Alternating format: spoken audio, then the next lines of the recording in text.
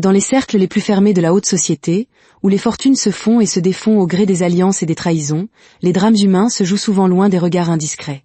L'histoire qui suit nous plonge au cœur d'un de ces mondes, un récit de perte, de rédemption et d'un amour mis à l'épreuve par les ténèbres. Belle se réveilla avec chaque muscle de son corps protestant par une douleur sourde. Sa tête lui lançait, prise dans un tourbillon de vertige, tandis que ses sens lui revenaient péniblement. L'obscurité l'enveloppait. Mais ce n'était pas seulement la cécité à laquelle elle était habituée. Cette fois, les ténèbres étaient plus profondes, plus froides, suffocantes. Elle ne pouvait pas bouger. Ses mains et ses jambes étaient fermement liées, les cordes rêches lui mordant la peau. Elle était assise, affalée sur un sol dur et glacial. Sa gorge était sèche, ses lèvres gercées, et son dos pressé contre ce qui semblait être un mur de ciment. L'angoisse, tel un serpent de glace, commença à s'enrouler autour de sa poitrine. Elle tenta de se souvenir, mais tout ce qui lui revenait était l'image de la cour du domaine Carter, la brise fraîche, puis 2 paires de mains la saisissant par derrière, un chiffon sur son visage, et le néant. Maintenant, elle était ici, ou que cet ici puisse être. Ses sens aiguisés captaient de faibles détails. Des voix d'hommes chuchotant à proximité, une odeur âcre de terre humide, de rouille et de métal ancien, le parfum entêtant de l'abandon. L'air était lourd, immobile. Son instinct lui disait qu'il se trouvait dans un entrepôt désaffecté, loin de tout secours, loin de tout espoir.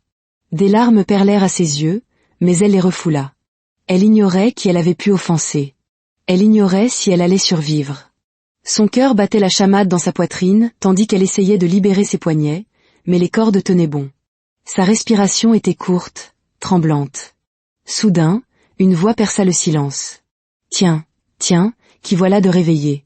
La belle au bois dormant est enfin parmi nous. » C'était une voix d'homme, froide, moqueuse. L'estomac de Belle se noua de peur. Des bruits de pas s'approchèrent lentement. Chaque choc sur le sol envoyait des frissons à travers son corps. « Que me voulez-vous » demanda-t-elle, sa voix à peine plus qu'un murmure. Un autre ricanement. Un second homme. Ça, tu le sauras bien assez tôt. Mais d'abord, on va s'amuser un peu. Ce n'est pas tous les jours qu'on a l'occasion de jouer avec la nouvelle princesse de la famille Carter. Les lèvres de Belle tremblaient. Julian. Grand-mère. Quelqu'un. S'il vous plaît, aidez-moi. Elle s'efforçait de ne pas pleurer, de ne pas crier. Mais au plus profond d'elle-même, quelque chose lui disait que ce n'était que le début, et que le temps était compté. Ce soir-là, Julian rentra chez lui après une journée harassante de réunions interminables et d'appels téléphoniques. Épuisé, il s'effondra sur le bord de son somptueux lit king size, espérant un instant de paix. Mais le repos lui était inaccessible. Son esprit ne cessait de revenir à Belle. Julian avait tenté de la repousser, de s'interdire de tenir à elle, mais c'était un combat perdu d'avance. Il avait succombé. Ce soir-là, il prit la décision de lui parler, de s'excuser pour sa dureté dans la cour. Il devait réparer son erreur. Enfilant un t-shirt et un pantalon, Julian quitta sa chambre et longea le grand couloir jusqu'à la porte de Belle. Devant celle-ci, la nervosité le gagna. Que lui dirait-il ? Devait-il simplement faire demi-tour ? Non, il se devait d'être un homme. Lentement, il frappa, espérant entendre sa douce voix. Rien. Il frappa de nouveau, un peu plus fort. Le silence. Fronçant les sourcils, Julian ouvrit la porte et entra. Tout était impeccablement rangé. Le lit était fait. Son téléphone à touche reposait sur la table de chevet. Sa radio et son oreillette étaient posées sur les draps. Mais aucune trace de Belle. Son cœur s'emballa. Julian fouilla le manoir entier, le grand salon, la cour, les quartiers des domestiques, mais elle était introuvable. Où a-t-elle bien pu aller à cette heure ? Marmonna-t-il, de plus en plus frénétique. Elle est aveugle. Elle ne connaît personne ici. Finalement, il convoqua la gouvernante en chef. La femme s'inclina nerveusement. Maître Julian, je ne sais pas où elle est allée. Elle est partie ce soir, peu avant votre retour. Un SUV est venu la chercher. Elle a dit qu'elle avait besoin de prendre l'air. Un jeune homme conduisait le véhicule, et ils sont partis ensemble. Je ne pouvais pas l'arrêter. C'est votre fiancé, après tout. Le sang de Julian se glaça. Elle est partie, répéta-t-il, une lueur de rage traversant son visage. La jalousie obscurcit son jugement. Qui était cet homme ? Comment ose-t-elle suivre un autre homme ? Sans un mot de plus, il retourna en trombe dans sa chambre, attrapa son téléphone sur le bureau et composa un numéro. Malcolm, aboya Théil dès que la ligne fut établie. Ma fiancée a disparu. J'ai entendu dire qu'elle était partie avec un moins que rien. Je veux que tu la retrouves et que tu me la ramènes. Elle est à moi. Si tu la trouves, appelle-moi immédiatement. Je veux voir l'imbécile qui a osé toucher à ce qui m'appartient. Cette nuit-là, Julien ne put dormir. Le regret le rongeait autant que la jalousie. Il n'aurait jamais dû la repousser, pensa-t-il en fixant le plafond d'un air absent. Et maintenant, il ne savait même pas s'il aurait une autre chance de se racheter. De retour à l'entrepôt, le cœur de Belle battait douloureusement dans sa poitrine. Elle pouvait entendre les rires cruels des hommes autour d'elle. « Amusons-nous un peu avec elle », dit l'un d'eux, sa voix basse et répugnante. « Elle est aveugle et inutile, de toute façon. » L'estomac de Belle se tordit de peur. Elle entendit le crissement de leurs lourdes bottes sur le sol en gravier alors qu'ils s'approchaient. « Je parie qu'elle est encore vierge », ricana un autre, passant une main sale dans ses cheveux, ce qui lui souleva le cœur. Belle gémit, essayant de se recroqueviller loin d'eux. « S'il vous plaît, ne me faites pas de mal », supplia Théil, la voix tremblante. L'un d'eux lui intima sèchement de se taire, resserrant sa prise. Il commençait à lui délier les jambes quand soudain, une voix profonde et autoritaire trancha l'air. « Qu'est-ce que vous croyez faire, bordel ?» Les hommes se figèrent instantanément. C'était leur chef, le leader du gang. Il s'avança d'un pas furieux, le visage assombri par la colère. « Vous alliez la blesser ? Vous avez perdu la tête ? » « Non, non, patron. On plaisantait, c'est tout, balbutia l'un d'eux. « Si l'un de vous pose un seul doigt sur elle, gronda le chef, je m'assurerai qu'il n'utilise plus jamais cette main. » Les hommes s'éloignèrent de Belle comme des rats effrayés. Belle s'affaissa contre le mur froid, haletant, un immense soulagement inondant son corps endolori. Le chef s'agenouilla à côté d'elle. « Ça va ? Ils vous ont fait du mal ?» demanda-t-il, sa voix rude mais pas cruelle. Belle secoua vivement la tête, trop effrayée pour parler. « Apportez-lui une chaise », aboya Théil à ses hommes. « Et donnez-lui à manger et à boire. Maintenant. » En quelques instants, ils desserrèrent légèrement ses liens, juste assez pour lui permettre de respirer et de bouger un peu, mais pas assez pour s'échapper. Une chaise cabossée fut poussée derrière elle, et quelqu'un plaça une bouteille d'eau et une assiette de nourriture sur le sol près de ses pieds. Belle n'y toucha pas. Elle ne leur faisait pas assez confiance pour manger quoi que ce soit qui lui donne. Alors que le chef se tenait à proximité, elle trouva le courage de murmurer. « Pourquoi ? Pourquoi les avez-vous arrêtés ?» Il y eut une pause. « J'ai une sœur, » dit-il d'un ton bourru. « Elle est aveugle, elle aussi. Si un homme la touchait comme ça. » Ses poings se serrèrent. « Je ne le permettrai pas. On m'a peut-être payé pour vous enlever, mais personne ne vous fera de mal. Pas sous ma surveillance. » Belle resta figée, absorbant ces mots. Peut-être y avait-il encore une parcelle d'humanité, même chez les monstres. Au siège de la Carter Corporation, Julien se tenait près de la fenêtre de son bureau, contemplant d'un air vide l'horizon de Manhattan. La frustration et la culpabilité le rongeaient. Cela faisait 2 jours, 2 longs jours de torture sans un seul mot de Belle. Son équipe de sécurité n'avait rien trouvé. C'était comme si elle s'était simplement volatilisée. Il l'avait repoussée. Il avait prononcé des paroles cruelles qu'il ne pensait pas. Maintenant, elle était partie, et l'idée de la perdre lui griffait le cœur sans relâche. On frappa à la porte, le tirant de ses pensées tourmentées. « Entrez », gronda Théil. Trevor, son assistant personnel, entra prudemment avec l'iPad contenant l'agenda chargé de Julien. « Monsieur, vous avez une réunion à 14 heures avec les dirigeants des télécommunications. »« Annulez-la », dit froidement Julien, sans se retourner. Trevor hésita. « Mais monsieur, c'est crucial. » Julien se retourna, le visage menaçant. « J'ai dit, annulez-la, Trevor. Et si vous ne pouvez pas suivre des ordres simples, je trouverai quelqu'un d'autre qui le peut. » Trevor hocha la tête avec raideur et sortit rapidement. Julien ferma les yeux, respirant lourdement. « Où es-tu, Belle ?» Pendant ce temps, de l'autre côté de Manhattan, M. William s'était assis dans un café tranquille, le visage marqué par l'inquiétude. En face de lui, un détective privé élégamment vêtu faisait glisser une épaisse enveloppe Kraft vers lui. À l'intérieur se trouvaient des photographies. La jeune Belle, âgée d'environ 9 ans, debout devant un foyer d'accueil, serrant un petit sac. Il y avait aussi des documents d'adoption. Thomas et Janice Walker l'avaient officiellement adoptée il y a 15 ans. Les mains de M. Williams tremblaient en regardant les photos. C'était elle. C'était Dudu, sa précieuse petite fille. Mais comment était-elle devenue aveugle ? Comment avait-elle atterri dans la famille Walker? Il lui fallait des réponses, et vite. Il n'y a qu'un seul moyen d'en être certain, marmonna M. Williams pour lui-même, les yeux féroces. Un test ADN. Ce soir-là, M. Williams se rendit directement au domaine Carter, le cœur battant. Il entra en trombe, surprenant le majordome en chef. « Où est Belle ?» aboya-t-il. Le majordome s'inclina légèrement. « Monsieur, mademoiselle Belle a disparu depuis 2 jours. » Les yeux de M. Williams s'écarquillèrent. « Quoi ? Oui, monsieur, balbutia le majordome. La gouvernante a dit qu'elle était partie avec un homme dans un SUV noir. Nous avons essayé de la retrouver, mais il n'y a rien sur les enregistrements de sécurité. C'est comme si elle s'était évanouie. » Le visage de M. Williams s'assombrit de fureur. Quel genre de sécurité est-ce là? Comment quelqu'un peut-il disparaître sous votre nez? Je suis désolé, monsieur, murmura le majordome. Le cœur de M. Williams se tordit douloureusement. Quelque chose n'allait pas. Quelque chose n'allait vraiment pas. Sans un mot de plus, il quitta le domaine et se dirigea vers son propre manoir à Manhattan.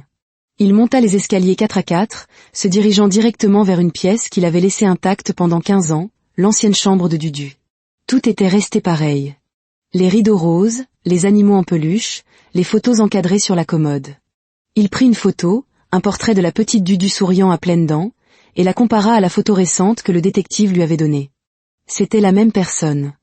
Les larmes lui piquèrent les yeux. « Si Belle est vraiment Dudu, murmura-t-il avec férocité, alors je romps ses fichues fiançailles. Julian Carter n'est pas digne d'elle. » Il prit son téléphone et appela immédiatement Victoria Carter. « Victoria, dit-il dès qu'elle répondit. Belle a disparu. Quelque chose ne va pas. Vraiment pas. Quoi? Alta Victoria. Comment? Nous ne savons pas encore. Elle s'est volatilisée. Aucune vidéo de sécurité. Aucune trace. Je vais passer quelques appels immédiatement, dit Victoria, la voix pressante. Je serai de retour dans 3 jours. Mettez vos hommes sur le coup aussi. Rien ne doit arriver à cette fille. Je retournerai cette ville s'il le faut, jura M. Williams, et il pensait chaque mot. Belle fut tirée d'un sommeil court et agitée par le son d'une conversation animée à proximité. Son corps était endolori, faible et tremblant. Elle ne pouvait pas voir son environnement, mais elle entendait tout. Les voix rudes de ses ravisseurs emplissaient l'air, ainsi qu'une nouvelle voix, une voix de femme, aiguë et furieuse. « Vous devez vous débarrasser d'elle rapidement, » lança la femme. « Ils ont envoyé une équipe de recherche pour la retrouver. Je ne veux pas que ça nous retombe dessus. » La voix du chef de gang répondit paresseusement. « D'accord, madame. Comment voulez-vous qu'on s'y prenne? »« Je m'en fiche, » cracha la femme. « Vendez-la. Jetez-la à l'océan. Peu importe. Assurez-vous simplement qu'elle soit sortie de la vie de Julian pour toujours. » Le cœur de Belle s'emballa. La peur l'étreignit, tandis que des larmes coulaient sur ses joues. Qui était cette femme? Que lui avait-elle fait pour mériter une telle haine? Puis, le claquement de talons résonna plus près. Belle sentit la présence de la femme se profiler devant elle, chargée de venin. « Espèce de misérable !» siffla la femme. « Tout cela aurait pu être évité si tu étais resté dans ton quartier miteux, où est ta place. »« Quoi? Tu pensais pouvoir débarquer et me voler mon homme? J'ai été avec Julian pendant des années. Je lui ai tout donné. Et puis cette vieille sorcière de Victoria l'a forcé à rompre avec moi à cause de toi. » Belle frissonna, la gorge sèche. Elle ne savait pas qui était cette femme, mais le désespoir la poussa à supplier. « S'il vous plaît, ne me faites pas de mal. Je vous promets que je ne vous dérangerai plus, ni lui non plus. S'il vous plaît. » La femme se contenta de rire. Un son creux et cruel. « Je ne peux pas prendre ce risque, » ricana-t-elle. « J'ai vu comment Julian te regardait à ce banquet. Il a des sentiments pour toi, et je ne le permettrai pas. » Sans un mot de plus, la femme tourna brusquement les talons et aboya aux hommes. « Assurez-vous que le travail soit fait.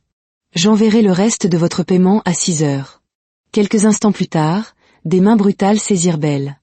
Ils la jetèrent dans un véhicule et conduisirent pendant ce qui sembla être des heures. Épuisée, terrifiée, l'esprit embrumé par la peur, Belle pouvait à peine se tenir droite. Finalement, la voiture s'arrêta dans un crissement de pneus. Les hommes la traînèrent dehors sans ménagement, la jetèrent sur le pavé froid et dur, et s'enfuirent dans la nuit sans un regard en arrière. Belle gisait là, meurtrie et malmenée, dans une rue déserte et solitaire. Avec la dernière once de force qui lui restait, elle cria dans l'obscurité, « Aidez-moi, s'il vous plaît, quelqu'un. S'il vous plaît. » Les minutes passèrent. Puis une femme âgée apparut, s'approchant d'elle en boitillant, l'inquiétude lisible sur son visage. « Mon enfant, que fais-tu ici dehors ?» demanda-t-elle en s'agenouillant à côté de Belle. « Cette route n'est un endroit pour personne, encore moins pour une jeune fille comme toi. »« J'ai été enlevée, » murmura faiblement Belle. « Aidez-moi à appeler quelqu'un, s'il vous plaît. » Elle récita un numéro qu'elle avait mémorisé. Le numéro de M. Williams, son seul espoir. La vieille femme le composa immédiatement. Pendant ce temps, M. Williams était assis seul dans son bureau, malade d'inquiétude, fixant le téléphone comme s'il pouvait le forcer à sonner. Quand ce fut le cas, il le décrocha à la première sonnerie. « Allô » aboya-t-il avec urgence. « Monsieur » fit la voix de la vieille femme. « Il y a une jeune fille ici. Elle dit s'appeler Belle. Elle a besoin d'aide. Vraiment besoin d'aide. Passez-la-moi, s'il vous plaît. » cria Williams. La voix faible de Belle se fit entendre. « Oncle Williams, s'il vous plaît, sauvez-moi. » Puis le silence. « Belle. Belle, réponds-moi. » hurla-t-il, la panique le submergeant. La vieille femme revint en ligne. « Monsieur, elle s'est évanouie. Je crois qu'elle est en mauvais état. Dois-je appeler les urgences ? » « Non. » cria M. Williams. « Restez avec elle. J'arrive tout de suite. Ne la quittez pas des yeux. Je vous récompenserai avec tout ce que vous voudrez. Restez simplement avec elle. » La femme décrivit rapidement leur emplacement. Sans perdre une seconde, M. Williams aboya dans l'interphone de sa maison. « Patrick, préparez l'hélicoptère immédiatement. Nous allons chercher ma petite fille. » En moins d'une heure, M. Williams avait atteint le quartier défavorisé où Belle avait été abandonnée. Il la trouva inconsciente, sous la surveillance attentive de la vieille femme. Il la prit dans ses bras comme si elle était de verre et la transporta directement au meilleur hôpital de Manhattan, ordonnant au personnel de la placer dans la suite présidentielle et de lui prodiguer tous les soins possibles. L'argent n'était pas un problème. Les médecins l'informèrent qu'elle était sévèrement déshydratée et épuisée, mais qu'elle se remettrait complètement avec du repos. M. Williams s'assit à son chevet, le cœur brisé. Il écarta doucement une mèche de cheveux de son front et murmura d'une voix brisée, « Je suis désolé, Dudu. Papy t'a abandonné, mais je vais tout réparer. Je mettrai le monde à tes pieds maintenant, mon bébé. Je t'aime tellement. » Pendant que Belle se reposait, M. Williams demanda discrètement un test ADN en utilisant une mèche de cheveux de Belle et les siens. Quelques heures plus tard, le médecin revint avec les résultats, c'était une correspondance. Belle Walker était bien Dudu Williams, sa petite fille perdue. Les larmes coulèrent abondamment sur les joues de M. Williams. C'était le moment le plus heureux et le plus triste de sa vie. Plus tard dans la nuit, Victoria appela de Los Angeles. « Tu l'as retrouvée ?» demanda-t-elle avec anxiété. « Oui, » dit M. Williams, la voix chargée d'émotion. « Elle est en sécurité maintenant. Je t'expliquerai tout à ton retour. » Il ne dit pas encore à Victoria la vérité la plus profonde. Pas encore. Quelques heures plus tard, la porte de la chambre d'hôpital s'ouvrit violemment. Julien entra en trombe, à bout de souffle, les yeux fous. Victoria l'avait appelé plus tôt, le réprimandant sévèrement. « Je m'absente quelques jours et ta fiancée disparaît. Je pensais l'avoir mieux élevée que ça, Julien. Comment peux-tu diriger une entreprise si tu ne peux pas protéger la femme que tu aimes ?» Julien n'avait rien à dire pour sa défense. Il avait lamentablement échoué envers Belle. Maintenant, debout dans l'embrasure de la porte, Julien aperçut M. Williams s'assit près du lit d'hôpital de Belle, lui tenant la main de manière protectrice. « Oncle Williams » commença Julien. L'homme plus âgé se leva brusquement, la fureur brillant dans ses yeux. « Que fais-tu ici » cingla M. Williams. « Je suis venu voir Belle, dit Julien, la voix pâteuse. « Tu l'as vue. Maintenant, pars, aboya M. Williams. « Mais, oncle. Sors d'ici. » Rugit M. Williams, sa voix résonnant dans la chambre. « Tu es un irresponsable. Tu ne la mérites pas. » Julien resta figé une seconde, le poids de sa culpabilité s'abattant sur lui. Sans un mot de plus, il se retourna et sortit, les épaules lourdes de honte. Dans la chambre, M. Williams se rassit, caressant légèrement la main de Belle. « Tu es en sécurité maintenant, ma petite, » murmura-t-il. Plus rien ni personne ne te fera de mal. Je te le promets. 2 longs jours s'étaient écoulés depuis que Williams avait sauvé Belle. Pourtant, elle ne s'était toujours pas réveillée. Il restait assis à son chevet, l'inquiétude gravée sur son visage. Les moniteurs émettaient des bips réguliers, mais son immobilité le troublait. « Docteur, êtes-vous sûr qu'elle va bien ?» demanda Williams, la voix tendue par l'émotion. Elle n'a pas bougé. Le médecin lui offrit un sourire rassurant. « Elle va parfaitement bien, monsieur. Son corps se remet du traumatisme et de l'épuisement. Elle se réveillera quand elle sera prête. » Mais Williams n'était pas réconforté. Il refusait de la quitter. Il annula toutes ses réunions, ignora tous les appels urgents, et fit apporter les documents importants et le nécessaire à l'hôpital. Sa vie s'était arrêtée. Rien ne comptait, sauf la jeune fille inconsciente devant lui. Cet après-midi-là, Victoria arriva à l'hôpital. Elle entra doucement dans la chambre et trouva Williams assis raidement près de Belle, sa main posée délicatement sur la sienne. « Salut, Williams », dit-elle doucement, le visage empreint d'inquiétude. « Comment va-t-elle » Williams leva les yeux. Des cernes sombres marquaient son visage. « Salut, Vicky. Le médecin dit qu'elle va bien, mais elle ne s'est pas encore réveillée. » Les yeux perçants de Victoria ne manquèrent pas la façon dont Williams regardait Belle, comme si elle était un trésor qu'il avait perdu et enfin retrouvé. Elle posa une main réconfortante sur son épaule. « Viens, allons prendre un café. Tu as besoin d'une pause. » À contre-cœur, Williams la suivit dans le couloir de l'hôpital. Ils prirent des gobelets au distributeur et s'assirent sur un banc, les murs de l'hôpital bourdonnant d'une activité silencieuse autour d'eux. Victoria se tourna vers lui, sa voix basse et douce. « Williams, nous nous connaissons depuis des années. Il se passe quelque chose. Qu'est-ce que c'est ?» Williams fixa son gobelet de café un long moment, puis parla enfin, sa voix tremblante d'émotion. « Je l'ai retrouvée, Vicky. J'ai retrouvé ma Dudu. Belle, c'est Dudu. » Victoria se figea, les yeux écarquillés. « Quoi ?» murmura-t-elle. Williams hocha la tête, les larmes aux yeux. « Dès l'instant où je l'ai vue au banquet, je l'ai sentie. Je ne pouvais pas l'expliquer. C'était comme si mon cœur savait. J'ai engagé un détective privé, j'ai trouvé des photos d'elle jeune. J'ai même fait un test ADN. C'est positif. C'est ma petite fille, Vicky. Ma Dudu. » Des larmes coulèrent aussi sur les joues de Victoria. Elle les essuya rapidement, essayant de rester calme. « Oh, Williams, » murmura-t-elle, lui serrant la main. « Pourquoi ne me l'as-tu pas dit plus tôt ?»« Je ne voulais pas susciter de faux espoirs, » dit Williams, la voix brisée. « Tu sais combien de fois j'ai cru la retrouver avant, et ça m'a anéanti à chaque fois. » Victoria hocha la tête, comprenant la profondeur de sa douleur. Williams regarda au loin, la mâchoire crispée. « Je suis déçu par Julian. Je lui faisais confiance, mais il l'a laissé s'échapper. Il l'a laissé souffrir. Après son réveil, je romprai les fiançailles. Je ne le laisserai pas la blesser à nouveau. » Victoria soupira lourdement. Elle ne pouvait nier que Julian avait échoué. Mais elle savait aussi que l'amour n'était pas toujours simple. « Attendons que Belle se réveille, Williams, » dit-elle doucement. « Laissons-la décider ce qu'elle veut. Elle mérite ce choix. » Williams ne répondit pas. Sa décision était déjà prise. Ce soir-là, Victoria retourna au domaine Carter, l'esprit lourd. Elle s'assit dans son bureau, contemplant les vastes jardins. Une rage sourde bouillonnait sous son apparence calme. Comment Belle avait-elle pu être enlevée sous leur nez? Comment le système de sécurité avait-il pu faillir?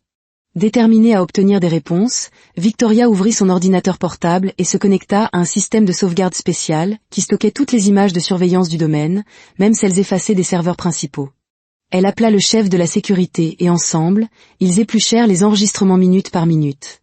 Ce qu'ils découvrirent fit bouillir le sang de Victoria.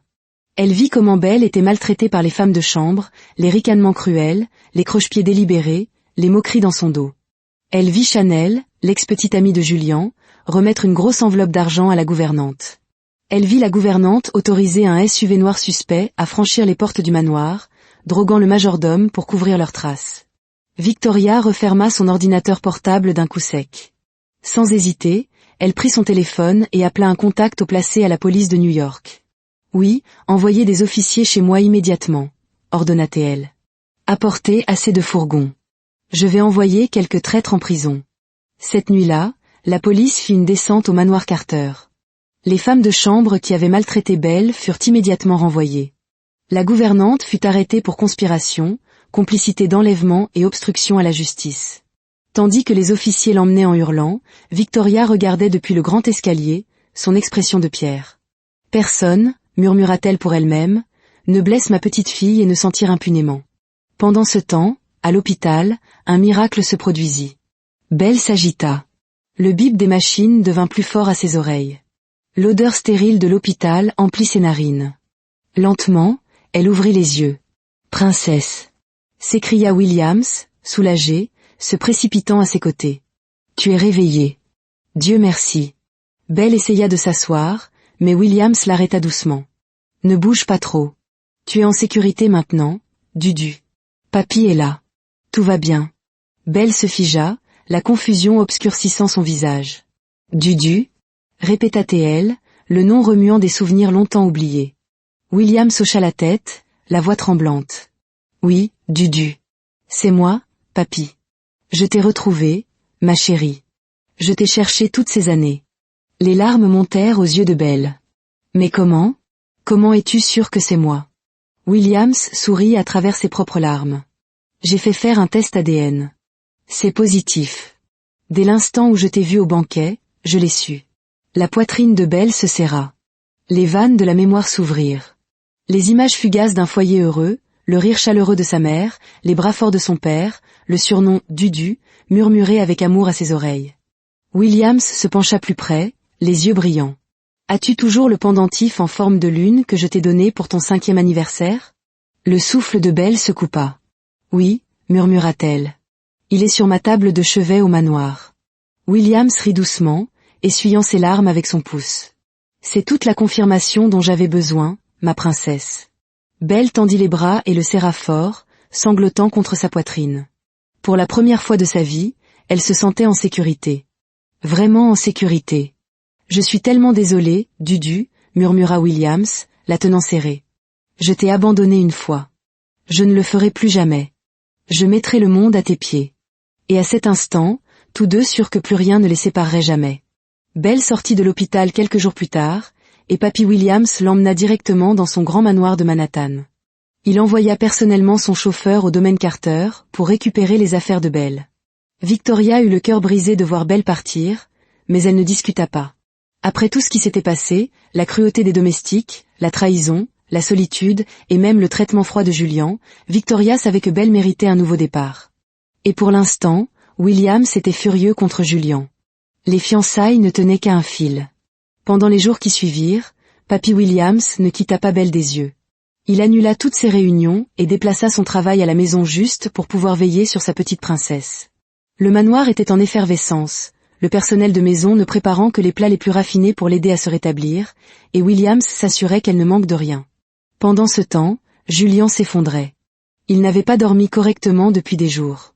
Des cernes sombres marquaient ses yeux, il était irritable, réprimandant constamment son personnel et perdant sa concentration au travail. Il n'avait même pas eu la chance de s'excuser correctement auprès de Belle. Papy Williams le chassait à chaque fois qu'il essayait de lui rendre visite. Julian savait qu'il le méritait. Il l'avait abandonné. Il l'avait blessé.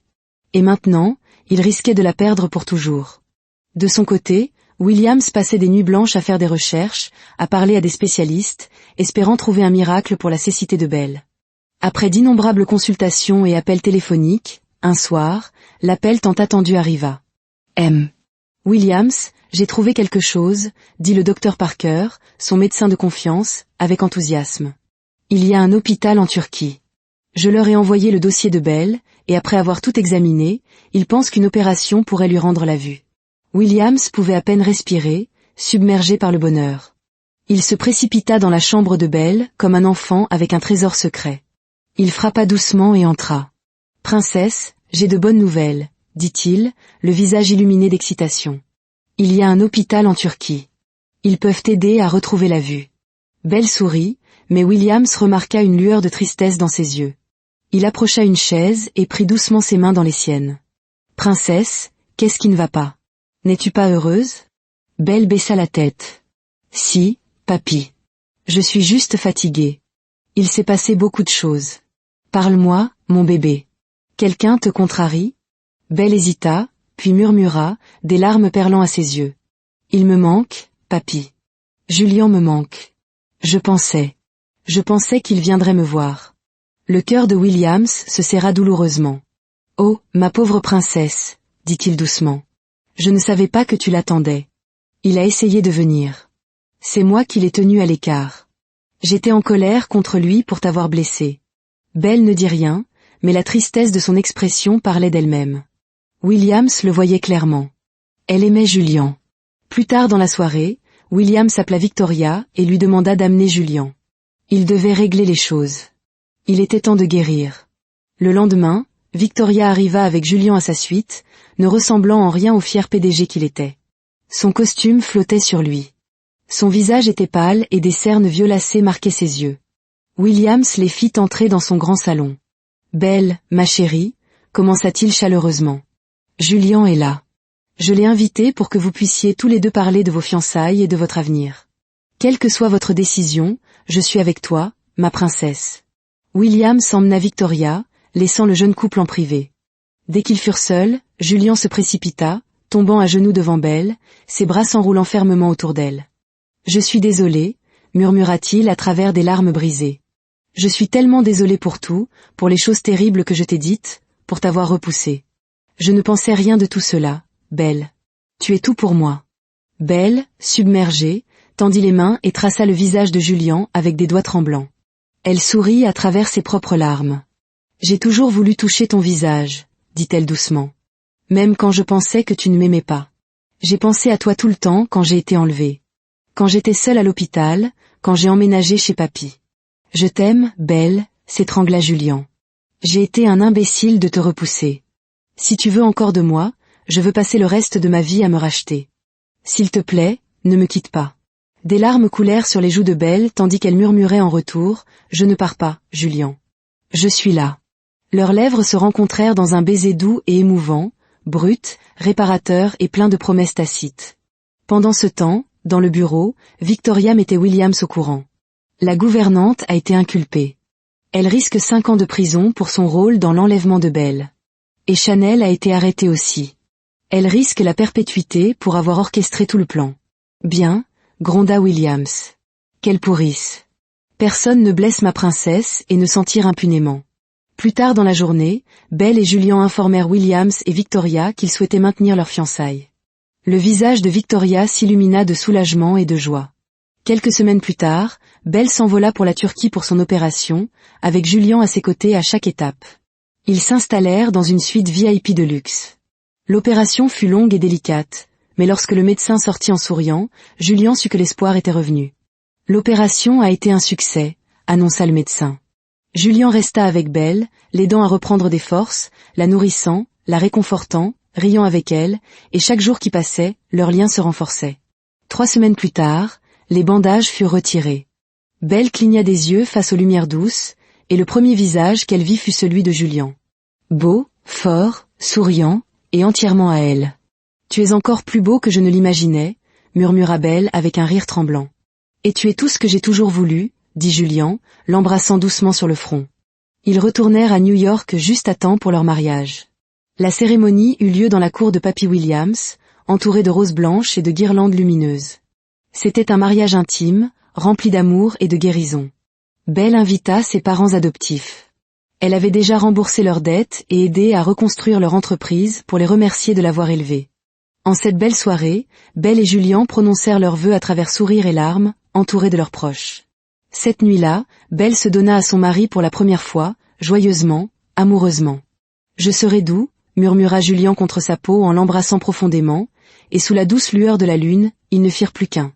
Ainsi s'achève ce récit, où les ténèbres de la trahison et de l'épreuve ont finalement cédé la place à la lumière de la vérité et de l'amour. Un rappel que même après la nuit la plus sombre, le pardon et la persévérance peuvent mener à une aube nouvelle.